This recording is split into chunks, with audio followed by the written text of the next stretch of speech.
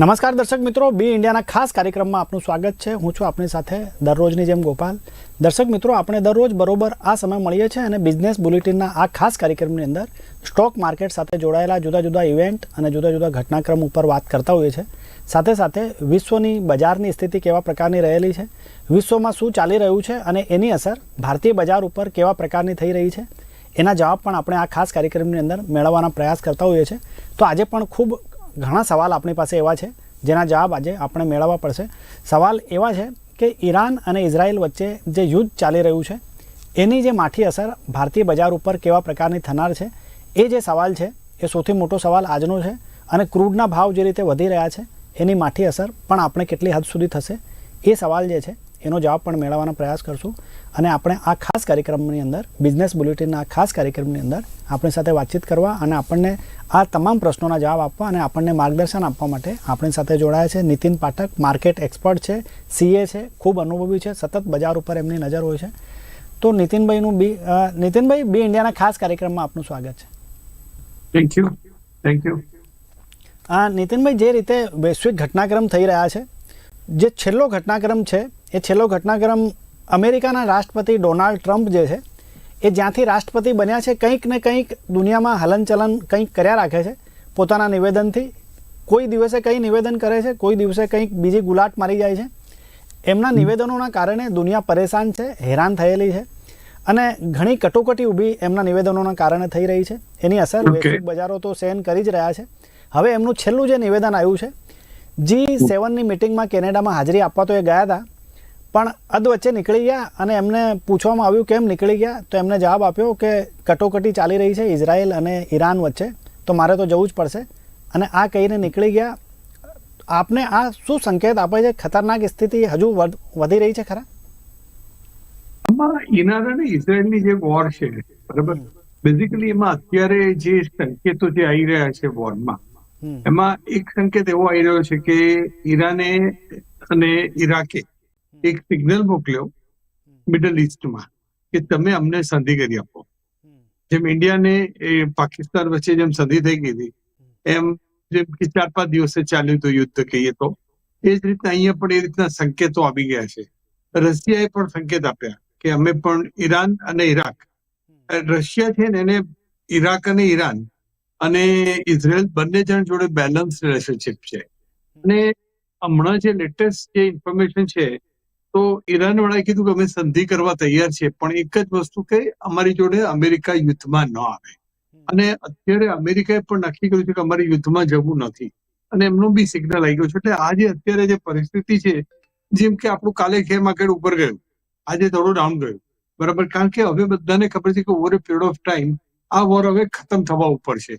જેટલું જે યુદ્ધ લોકોની પોતાની તાકાત હતી એ અજમાઈ લીધી છે. અને તમે જુઓ તો રશિયા પણ આ યુદ્ધમાં પોતાનું ઇન્ટરફિયર થઈને શાંત કરવા કોશિશ કરે છે. રાષ્ટ્રપતિ ટ્રમ્પના જે બધા જે સ્ટેટમેન્ટો, જે કોન્ટ્રોવર્સી છે, એનું one of the main reason એ છે કે વિધિન 1 યર એની પાસે જે લોકસભા ને જેમ આપણે ત્યાં જેમ સેનેટમાં છે, એને હવે એને એટલું બેલેન્સ નહીં રહે. એટલે અત્યારે એને જે પણ કરવું એ ફટાફટ કરવું પડે એવું છે. એટલા માટે અત્યારે કોન્ટ્રોવર્સી ચાલી રહી છે. અને આપણે આ બધી કોન્ટ્રોવર્સી ભૂલી જઈએ, પણ એ at the end of the day એના દેશનું જ ભલું કરે છે. એવું નથી કે એના દેશનું ભલું નથી કરતો. એટલે અત્યારે તમને એવું પીરિયડ ઓફ લાગે કે અત્યારે અમેરિકાની જે જીડીપી ગ્રોથ ડાઉન ગયો છે, પણ over a period of time અમેરિકાનો ગ્રોથ છે અને અમેરિકા બીજા બધા કન્ટ્રી કરતા ઘણો ઉપર છે. અને આપણે જે વોરની વાત કરીએ ને જે સ્ટોક માર્કેટની વાત કરીએ, તો મને અત્યારે પણ જેમ આપણું સ્ટોક માર્કેટ કેમ ડાઉન ના ગયું, કારણ કે ક્રૂડના ભાવ તમે જુઓ તો 6-7% વધી ગયા છે. ગોલ્ડના ભાવ કાલે પરમ દિવસે તો 2 દિવસ ઉપર 4% સીધો જ એનો ગ્રોથ થઈ ગયો હતો. કાલે થોડું ડાઉન હતું, આજે પાછું ગોલ્ડ ઉચકાયું છે. તો તમે ગોલ્ડ, ક્રૂડ, સિલ્વર આ બધા એકી સાથે રિલેટેડ છે, ઇન્ક્લુડિંગ સ્ટોક માર્કેટ. સ્ટોક માર્કેટમાં ઇન્ડિયામાં કેમ અસર ના થઈ? કારણ કે તમે 1 વર્ષ પહેલા જુઓનું જે સ્ટોક એક્સચેન્જ હતો એના કરતા અત્યારે 4% જ એનો ગ્રોથ છે. તો અત્યારે સ્ટોક માર્કેટ એટલું બધું ઉપર હોવું જોઈતું હતું, એના કરતા નીચે છે. એટલે અત્યારે એનો ઘટવાનો સ્કોપ ઓછો હતો. એટલે ઇન્ડિયાનો જે સ્ટોક માર્કેટ છે એ બરાબર મેન્ટેન થયું છે. એટલે તમે ઓવરઓલ તમે આ જે નાના છમકલા છે જેમ કે ઈરાન છે, ઈરાક છે, આ બધા ખાલી 2-4 બોમ્બ ઉડાવી દીધા, ન્યુક્લિયર ઉડાવી દીધા. પણ જયારે મેઇન જે 3-4 મેઇન કન્ટ્રી છે, યુરોપ પૂરું છે, બરાબર, પછી ઇન્ડિયા છે, ચાઇના છે અને યુએસએ છે, આ 3 જ મોટાભાગની ઇકોનોમીને અસર કરે છે. એટલે આ યુદ્ધ જે કહીએ ને એ આપણા દેશમાં છમકલા બરાબર છે, આપણા દેશની કમ્પેરિઝનમાં. એટલે આ યુદ્ધની ઇન્ડિયા પર અસર થશે નહીં અને આપણું સ્ટોક માર્કેટ ઘણું ઉપર જશે. આપણો જે જીડીપી છે એનો ગ્રોથ મેન્ટેન થશે. તમે ઇન્ડિયાનો જે ગ્રોથ છે તમે જોશો તો ધીમે ધીમે વધતો જશે. એટલે મને નથી લાગતું કે આ યુદ્ધની ઇન્ડિયા પર કોઈ અસર થાય અને આપણા સ્ટોક માર્કેટ પર અસર થાય. ગોપાલભાઈ, જે રીતે નીતિનભાઈ ક્રૂડના ભાવ વધી રહ્યા છે, ક્રૂડ હંમેશા એક એમ કહેવામાં આવે છે કે ખૂબ સંવેદનશીલ છે અને ક્રૂડના જો ભાવ વધે તો કોઈ પણ વ્યક્તિને સીધી અસર, સામાન્ય વ્યક્તિને પણ એની અસર થતી હોય છે, કેમ કે એના કારણે મોંઘવારી જે છે એ વધતી હોય છે, સતત સીધી રીતે એના કનેક્શન છે. આપની દ્રષ્ટિએ ક્રૂડ આપણને કઈ રીતે હેરાન કરી શકે? ક્રૂડમાં અત્યારે આપણે જોવા જઈએ તો આપણે 80% જે ક્રૂડની આપણી જે લોકલ રિક્વાયરમેન્ટ છે એને 80% આપણે ઇમ્પોર્ટ કરીએ છીએ, બરાબર. અને બીજું, ગવર્મેન્ટે એવું એક ફંડ બનાવ્યું છે કે આખા વર્લ્ડમાં ક્રૂડનો ભાવ ઉપર નીચે થાય કે ના થાય, ગવર્મેન્ટ પાસે એટલું સરપ્લસ ફંડ છે કે ઉપર જાય નીચે જાય એ લોકોની ક્યુશન એને મેન્ટેન કર્યું છે. એટલે મને નથી લાગતું કે ભાવમાં, આપણા ક્રૂડના ભાવમાં કેટલા વર્ષોથી કોઈ તમને મેજર ચેન્જ જોવા નથી મળતો. કારણ કે આ જે સરપ્લસ છે એ ગવર્મેન્ટ એનો યુઝ આપણે ઇન્ફ્રાસ્ટ્રક્ચર ડેવલપમેન્ટ માટે કરે છે. એટલે ભલે આખા વર્લ્ડમાં જે પણ ભાવ હોય આપણે ત્યાં ભાવ એક મેન્ટેન જ રહેતો હોય છે. તમે વર્ષોથી જોશો, તમે ક્રૂડનો તમે ઓઇલ ખરીદવા જાઓ, પેટ્રોલ ખરીદવા જાઓ, એનો ભાવ એનો જ રહેશે. પણ 80% ઇમ્પોર્ટમાંથી આપણને રશિયા અને બીજા બધા કન્ટ્રીનો જે મળે છે ને આપણે બાયોલેટરલ એગ્રીમેન્ટ પ્રમાણે આપણે ઓલરેડી ખરીદી ચૂક્યા છીએ, એટલે આપણને એની અસર નથી. બાકી તમે જુઓ તો ક્રૂડનો ઓઇલ જે 6% ઉપર ભાવ થઈ ગયો છે. પહેલા એવું કહેવાતું હતું ક્રૂડનો $1 ભાવ વધે એટલે આપણી જીડીપીને રિવર્સ અસર થતી હતી.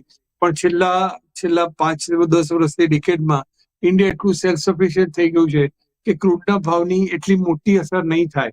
તમે જુઓ તો સ્ટોકના માર્કેટ ધીમે ધીમે, તમે કાલે જુઓ તો બધાને એમ જ હતું કે ભાવ સ્ટોક માર્કેટ ક્રેશ થઈ જશે. પણ આ ઈરાન અને ઈરાકની વોરને લીધે કશું થયું જ નથી આપણે ઇન્ડિયાને.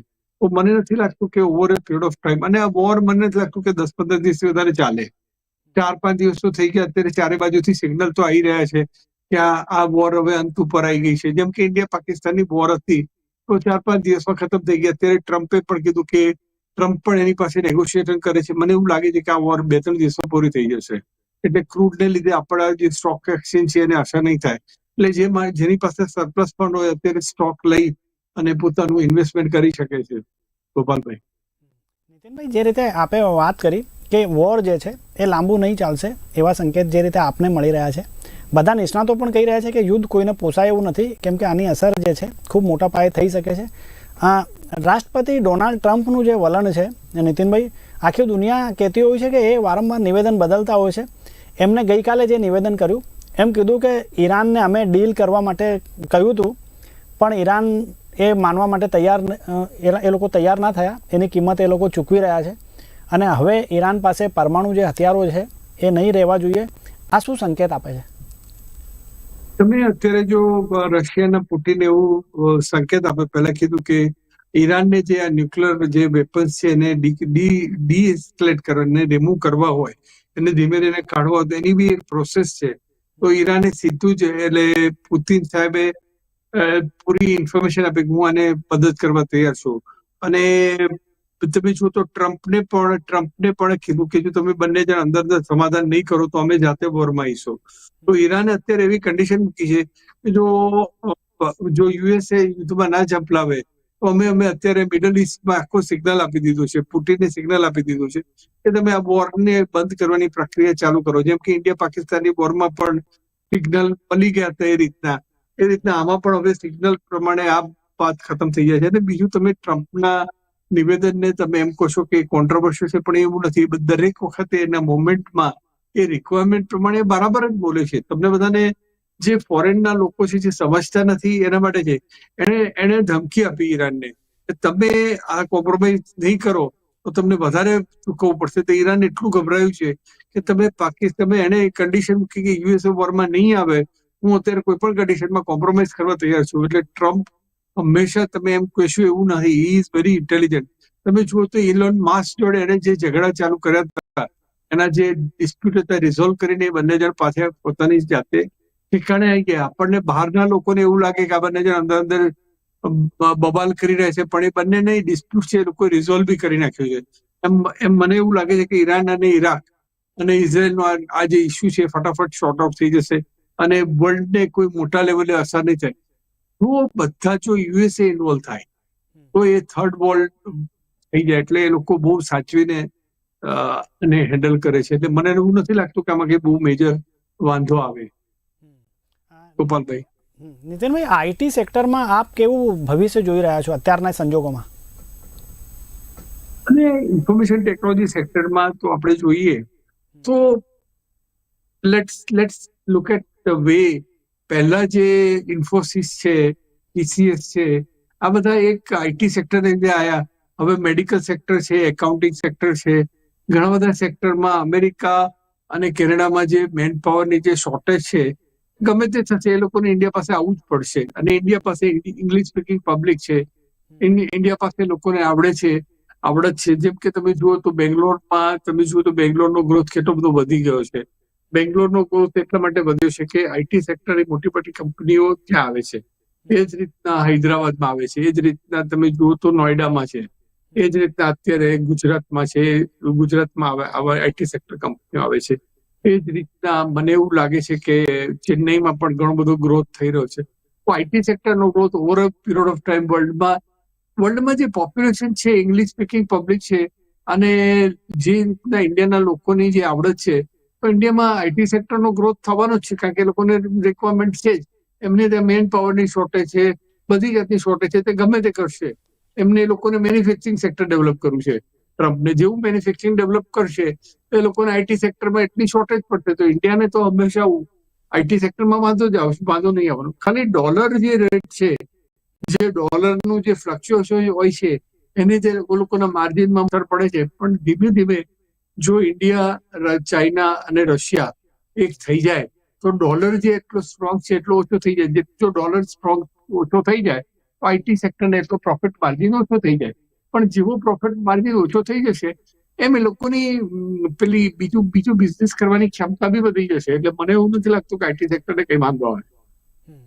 નીતિનભાઈ, જે રીતે આપણે શેર બજાર સાથે જોડાયેલા લોકો છે, મોટા ભાગના લોકો, કોઈ 3 સેક્ટર જે છે, કોઈ ખાસ 3 સેક્ટર ઉપર આપણે ફોકસ કરવું હોય તો આપની દ્રષ્ટિએ કયા 3 સેક્ટર એવા છે જે આપણને સારી એવી રિટર્ન અપાઈ શકશે?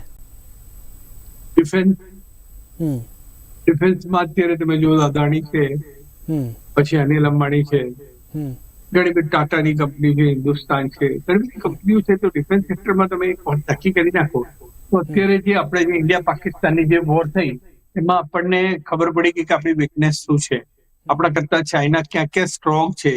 તો એ બધાનો લાભ લઈ અને ઇન્ડિયાની જે મેન્યુફેક્ચરિંગ સેક્ટર છે એનો ગ્રોથ ખરેખર ધીમે ધીમે આગળ વધશે.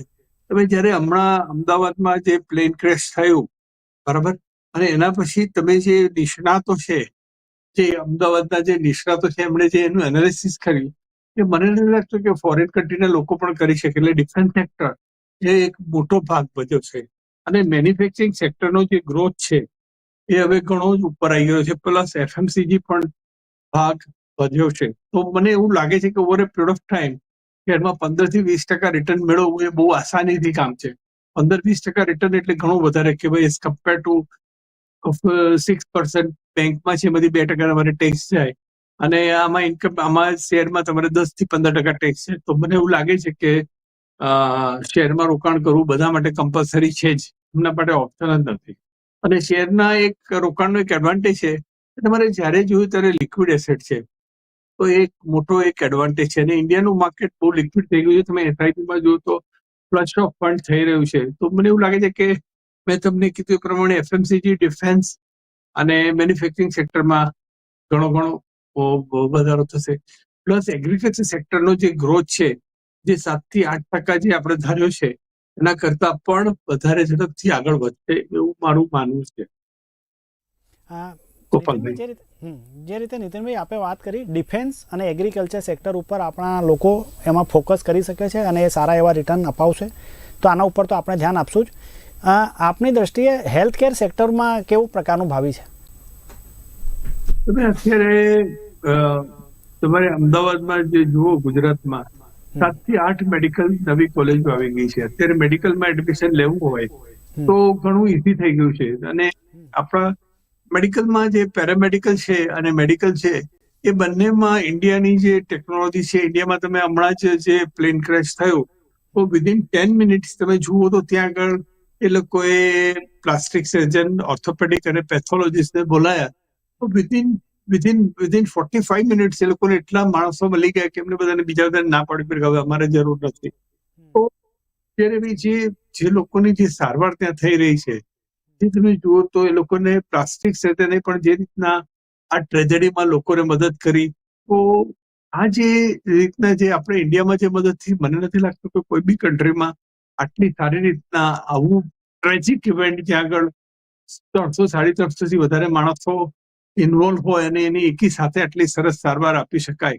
એટલે તમે જુઓ તો વિધિન 3 મિનિટ 3 to 4 મિનિટ તે સાઇટ ઉપર ટ્રેજિક ઇન્સિડન્ટ ઉપર ત્યાં આગળ લોકો આપણા જે પેરામેડિકલ અને જે બધા ત્યાં હાજર થઈ ગયા હતા, બતાવે છે કે ઇન્ડિયાનું જે પેરામેડિકલ સેક્ટર છે બહુ જ ઝડપથી આગળ વધશે. અને મને એવું લાગે છે કે હેલ્થકેર સેક્ટરમાં બહુ જ વધારો થશે. તમે ગુજરાતમાં જ જુઓ કેટલી મોટી મોટી હોસ્પિટલો થઈ ગઈ છે અને એ હોસ્પિટલો લોકોની સારી સેવા કરે છે. ભલે બધા કહે છે કે પૈસા કમાય છે, પૈસા કમાવા કરતા બી એ લોકો જે રીતના સર્વિસીસ આપે છે ઘણી સારી છે. તો એમાં મને એવું લાગે છે કે મેડિકલ ટુરિઝમ પણ હવે પહેલા કરતા ઘણું ઘણું ઘણું વધશે. નીતિનભાઈ, જે રીતે આપણે ગોપાલભાઈ, વાત કરી આપના મત સાથે અમે પણ સહેમત છીએ. અમદાવાદમાં જે વિમાન દુર્ઘટના થઈ, ખૂબ જ ભીષણ વિમાન દુર્ઘટના આપણે કહી શકાય એ પ્રકારની દુર્ઘટના હતી અને આટલી મોટી સંખ્યામાં લોકોના મૃત્યુ થયા અને આટલી ઝડપથી આપણે બચાવ અને રાહત કામગીરી હાથ ધરી, જે રીતે આપણે વાત કરી એ દાખલારૂપ તો હતી જ અને એની સમગ્ર દુનિયા નોંધ પણ લે છે. ક્યાં આપણે કેટલી કુશળતા છે એનો પણ આપણે દાખલો બેસાડ્યો છે સમગ્ર દુનિયા સામે. કોઈ અંધાધૂંધી વગર ખૂબ સરસ અને ખૂબ ઝડપથી આપણે આગળ વધ્યા અને આટલી મોટી આઘાતમાંથી આપણે બહાર નીકળી રહ્યા છીએ. હવે આપ અમને એ જણાવો કે નીતિનભાઈ, જે રીતે નવા ફ્રેશર્સ છે શેર બજાર જોડાયેલા, એ લોકોને કોઈ ખાસ સલાહ આપની આપવી હોય તો કઈ આપો?